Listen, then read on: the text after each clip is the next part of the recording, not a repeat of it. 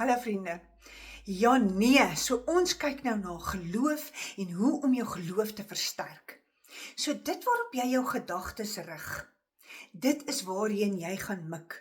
Hoe meer jy dink oor al die dinge in jou lewe wat aan die gang is, wat vir jou uitdaging is, hoe moeiliker gaan dit wees om hierdie goed te oorkom. Maar hoe meer jy die oplossings uit die woord uit raak sien, deurlees en deurdink, is oplossings op jou pad.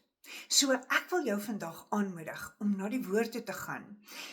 Daar is 'n skrif wat sê, bewaak jou hart, meer as enige iets, want uit dit vloei die lewe. So, en dit is in Spreuke, ek wil hê jy moet jou hart bewaak hom van al hierdie geraas in jou kop, oor hierdie ding wat moet gebeur, en daai ding wat jy nie reg gedoen het nie. Bely wat jy moet bely, gaan voort deur die woord in jou hart te sit en 'n nuwe mens te word daagliks, waarin jou geloof kan groei. Eet die brood van die woord. Moenie net die krummeltjies vat wat jy by ander mense kry nie. Ja, dis goed om ook met ander mense die woord te deel, en dit is ook baie belangrik dat ons ander mense moet oprig. Maar hoe kan jy dit doen as jou koppie leeg is, as jy nie jouself volmaak met die woord nie?